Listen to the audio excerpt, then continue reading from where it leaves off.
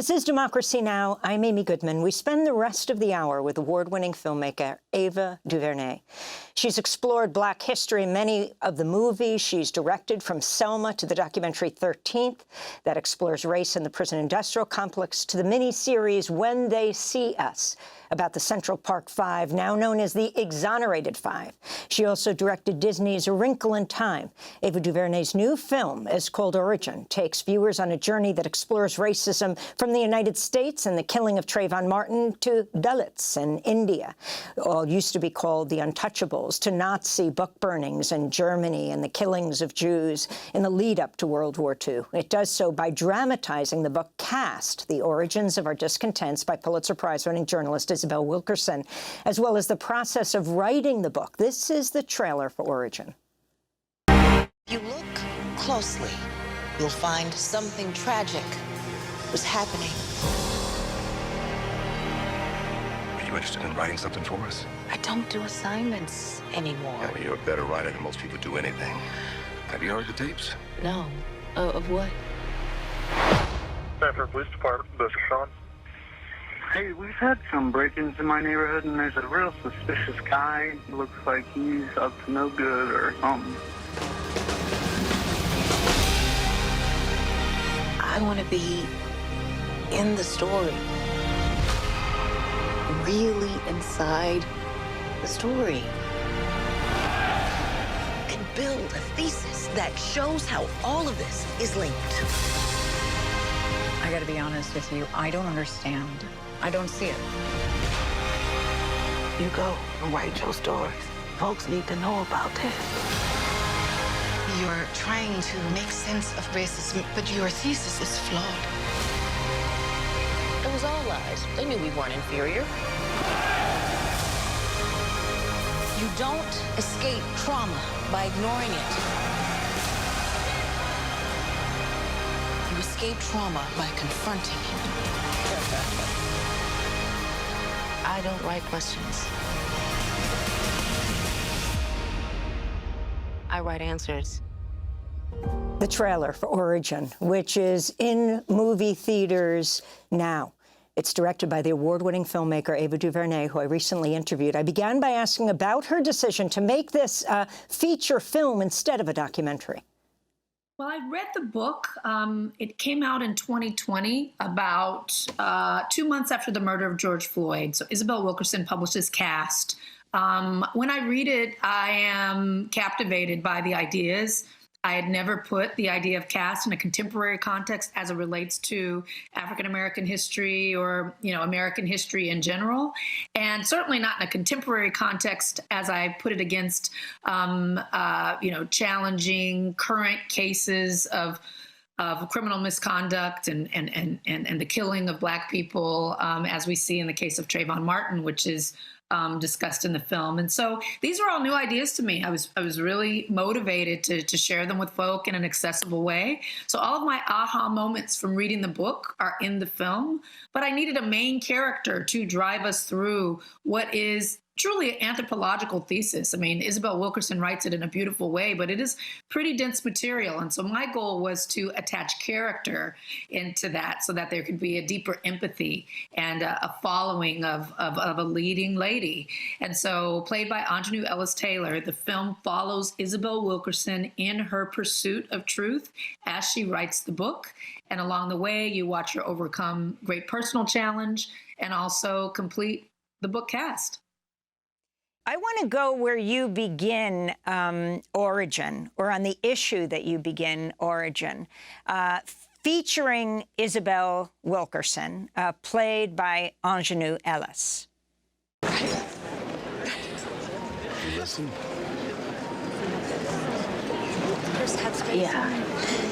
Yeah. It's a lot. Yeah? It's a lot. There's a lot there. But longer form stuff, questions that I don't have the answer to. So ask them in a piece. I don't write questions. I write answers.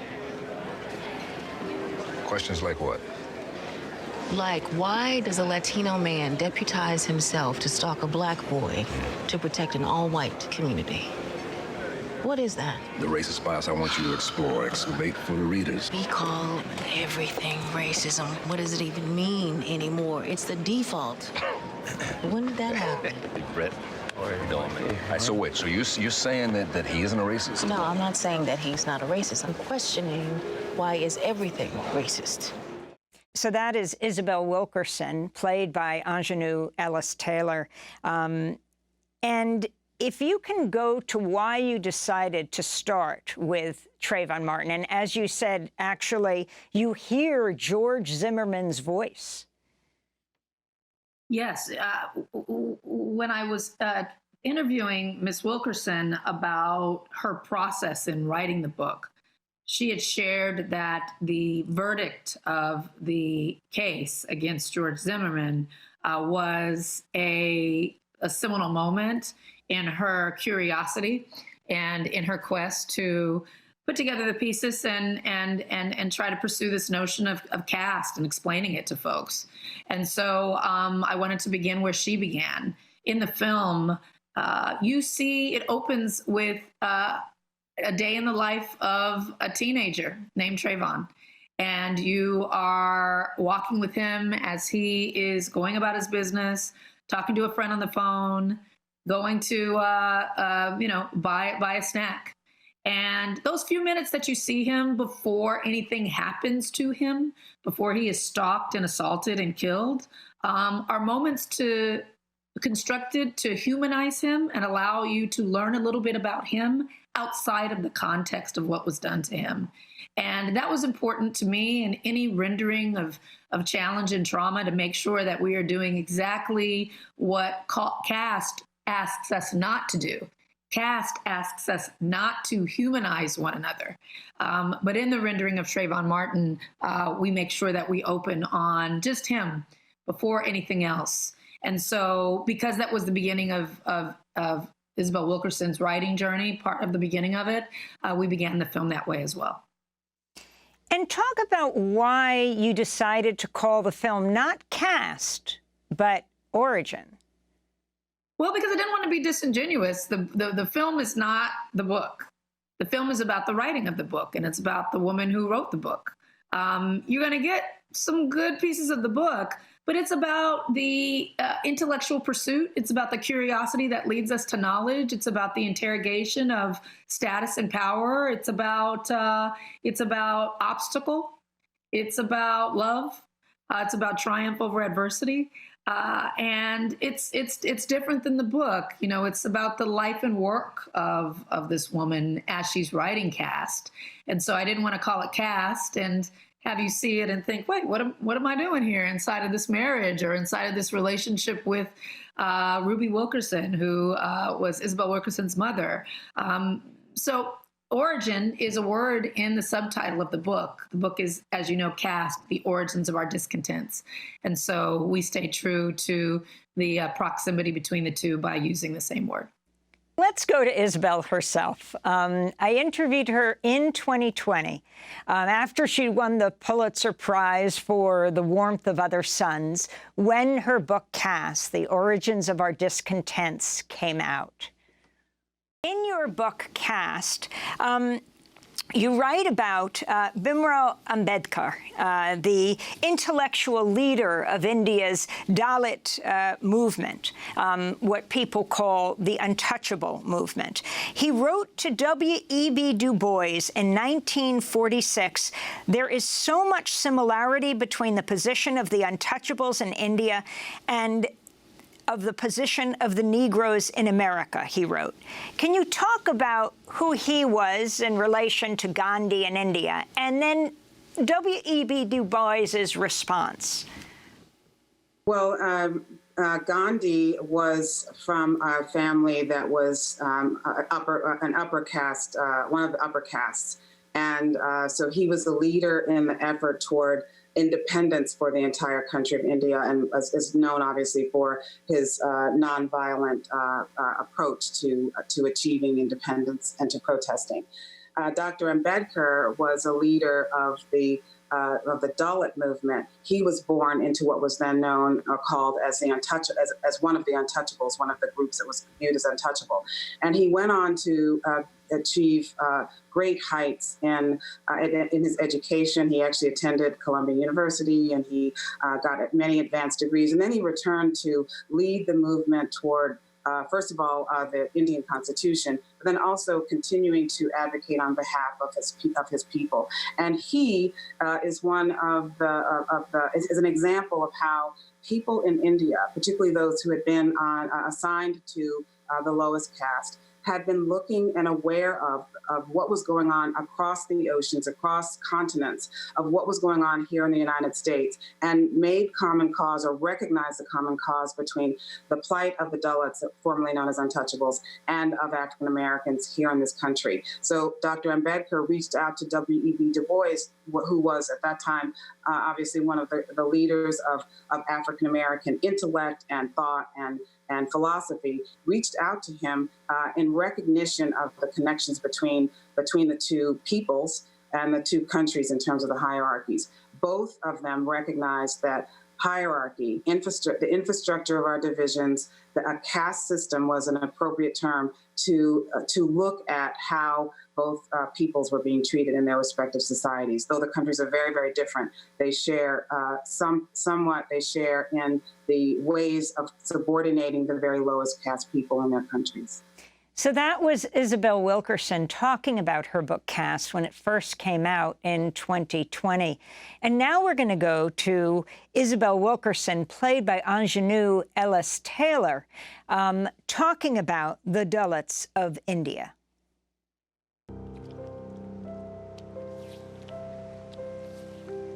Millennia ago, Dalits were called the untouchables of India, and forced into the degrading work of manual scavenging, the practice of cleaning excrement from toilets and open drains by hand in exchange for leftover food.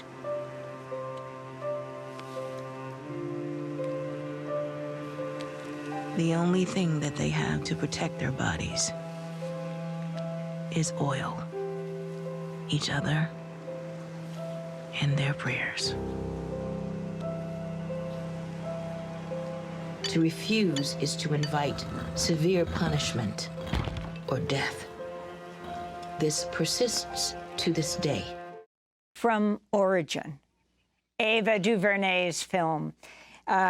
Ava, talk about this journey that Isabel Wilkerson takes to India. Also, the crisis in her personal life, so deeply involved with her family, so close to her cousin, her mother, losing her family as she traveled. Yes, well, the film chronicles the personal life of Isabel Wilkerson and some of the, losses that she shared with me, that she endured during the lead up to writing the book. In a 16-month span, she lost her 3 family members, and was still somehow able to anchor herself in her work and pull herself through. I won't say over, because you never completely get over those losses, but through it to a place where she was able to use her creative output, her kind of intellectual energy to stand in grief in a different way. And a part of that process was a visit to India. It was one of several places she traveled around the world to research the book Caste. I was also, thrilled to have the pleasure to go to India and to shoot those scenes in Delhi, to speak with one of the same scholars that she spoke to, Dr. Suraj Yenge, who plays himself in the film. And he introduced me to a whole world of Dalit intellectuals and activists. The 2 men that you see kind of performing the act of manual scavenging are 2 actual men who are in that position in India to this day. They are 2 men who are associated with the advocacy group, and they generously agreed to, do the work on camera. They were wonderful to work with.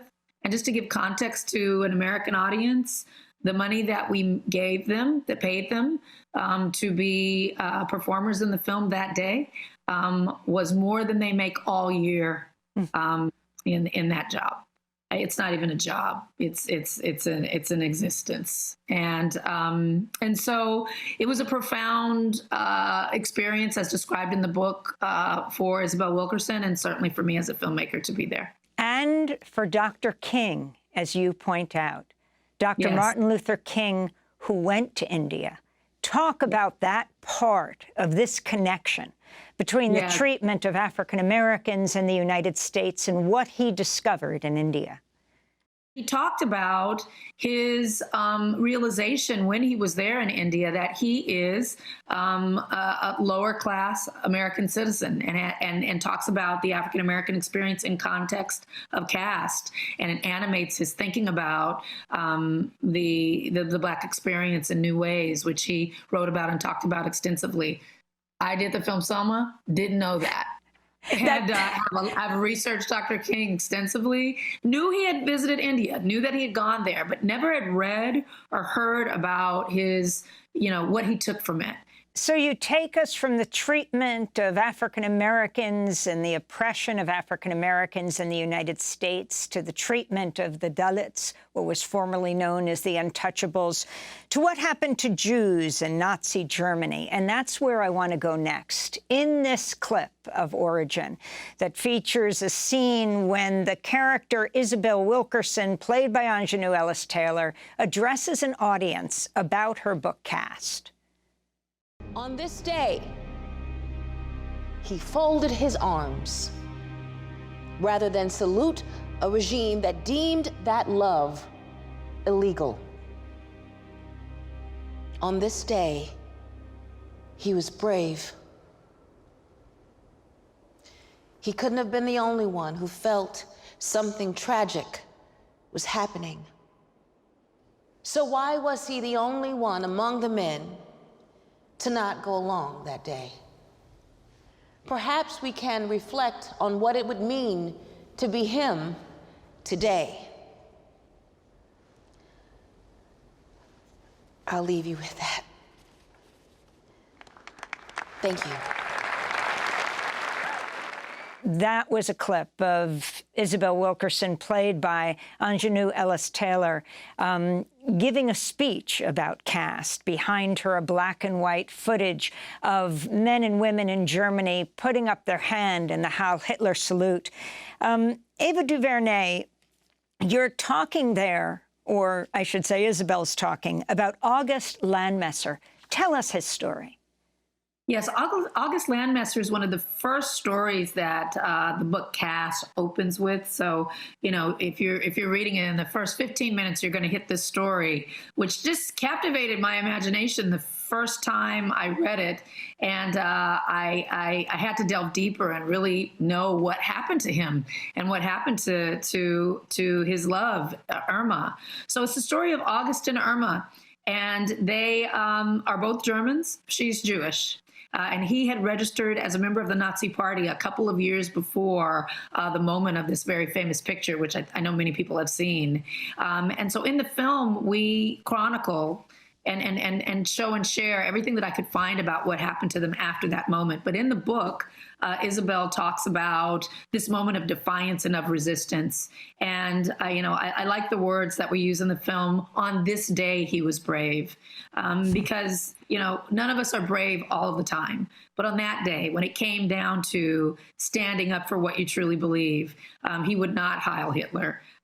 He had someone at home who he loved, who was Jewish. And he stood on those principles and didn't go along with the status quo. And it's a beautiful love story in the film overall, and it really kind of exemplifies the humanity that Isabel shares in the book.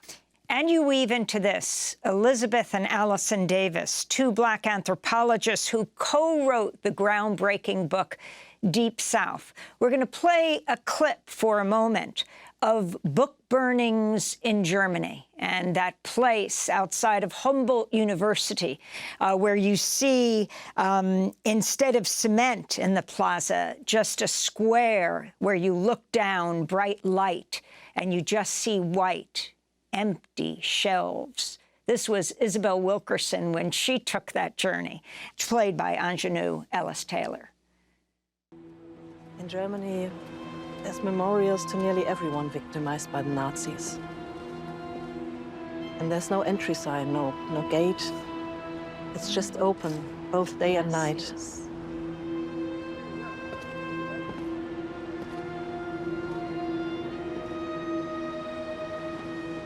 Just standing to bear witness.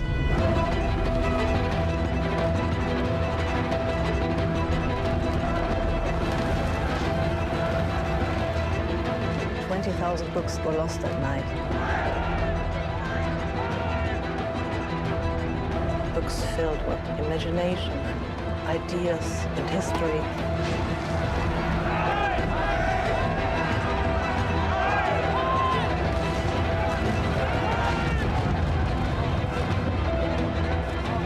Leave here, my friends. Leave Germany. Go to your home as soon as you can. You'll be safer there.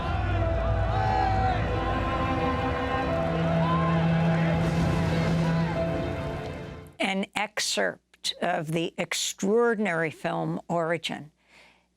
Ava, introduce us to these authors who wrote this seminal work in the United States and your discovery, Isabel Wilkerson's discovery of the connection they had between the United States and Germany.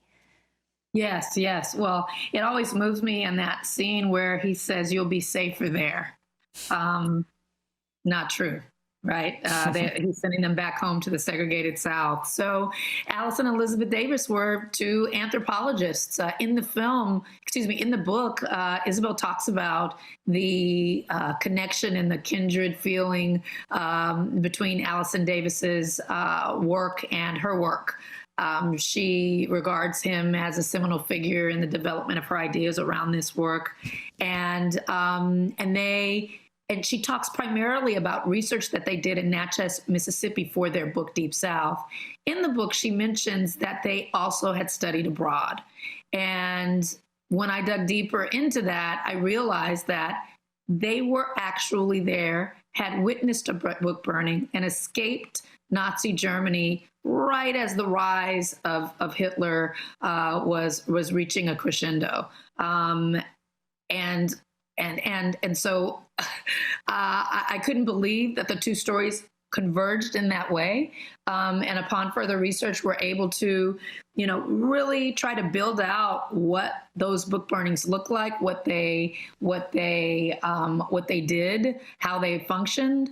And so what you just saw is the culmination of a sequence that digs into Alice and Elizabeth Davis in Germany as, studying and then coming across this burning of books in a place called Bibelplatz. And we shot in the exact square. Some of the shots that you were seeing are exact recreations of photographs of that actual incident. So it was a thrill to actually be there, standing on the same cobblestone and rendering those images about two African-American scholars who had to leave under the cover of night to get out of Germany under the to avoid Hitler, and being an African-American woman standing in that square, recreating those images freely. A big full circle moment. But the book Deep South is been republished with a foreword by Isabel Wilkerson, and it tells the remarkable stories of Caste that the Davises, as well as their colleagues, the Gardners, developed and share in the book about Caste. And again, that book is called Deep South, a social anthropological study of caste and class. So you deal in the United States, in India, you deal with Germany, and this goes to the issue of Isabel Wilkerson developing her thesis in the book Caste. I want to go to that scene when Isabel, played by Aunjanue Ellis-Taylor, is at a dinner party with fellow scholars discussing the thesis of Caste. Well, there are so many differences between here and there. We're talking about the systematic murder of 6 million Jews. That's the official number. So it's just very different than monuments to soldiers and whatnot. What? What are you saying is different? All of it. We're talking about deliberate extermination over many years. Yeah, but wasn't slavery for like hundreds of years, right, Isabel? Slavery lasted 246 years. That's 13 generations of people, plus another 100 years of Jim Crow, segregation, violence, and murder. It is, of course, horrific. I am not downplaying any of it. There were so many millions of African Americans who were murdered from the Middle Passage until the end of legal segregation that it goes beyond the realm of an official number. There is no number. I didn't know that. Oh, stunning. It is, and I understand you're trying to make sense of American racism. It is noble. But your thesis linking caste in Germany with the United States is flawed.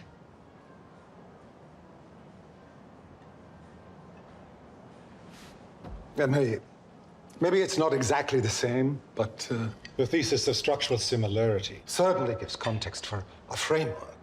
Right, but a framework is not a book, my friends. She is trying to connect the United States to Germany, but it doesn't fit. It's as if you're trying to fit a square inside the circle, as they say. I would just like you to note for yourself that American slavery is rooted in subjugation, dominating blacks for the purposes of capitalism, using bodies and labor for profit. But for the Jews during the Holocaust, the end goal was not subjugation. It was extermination. Kill them all. Wipe them off the face of the earth. There is no need for them here. It's different. A scene from the extraordinary film Origin. Ava DuVernay, that was one of the longest clips you shared with us. Talk about why this is so central and the kind of pushback that Isabel Wilkerson got as she developed this idea of caste. Yes, well, she shared it with me as she, took these ideas around the world and talked with different scholars, different writers about it. That there were questions and people had different points of view about caste, about it, the way that it works, and its connective tissue between cultures and communities. And so, I think it's all part of a conversation that I hope the film instigates. I've said that the film is not, I'm not seeking agreement with all of the ideas, but I do feel that we should engage with ideas. And I think that far too often we're in our corners and not engaging with one another about these things. And so, as Isabel explained to me, she did attend a dinner party where there was a difference of opinion and intellectuals were talking and wrestling with ideas in this way. And that scene really propels her on a journey to prove the kinds of things that she's trying to prove, to uncover what binds us together, as opposed to standing in our corners and saying that these things aren't alike. I feel that her quest to do that and the book that came from it, it was a great gift. Certainly there are instances in the journey where there are obstacles and people are saying, I don't agree with that. But it doesn't mean you don't take the journey. And I think that's one of the big things that I learned from her in making this film. And hopefully it comes across when you watch this scene and then the scenes that come after. This scene propels her forward with a new zest for actually, proving proving her thesis. Is there anything else you want to add, Ava, before we end? I would love to add that this picture is in the world in a way that is very independent. And I believe your audience embraces that. And you made it in time for the 2024 election. Does that have any meaning to you, the fact that it is out for this pivotal election year, some calling it perhaps the most important election ever? Yes, I mean, that this was intentional. It was important for me that the film be out this year. There were opportunities for us to make it with more money and with more bells and whistles with studios' involvement, but it wouldn't have been out this year. You know, it is not a film made to make money for corporations. It's a film made to ignite our imaginations and our curiosity and get us to lean in and figure out what we're going to do next. Because this is an essential time for action. And so that's our offering and that's our hope.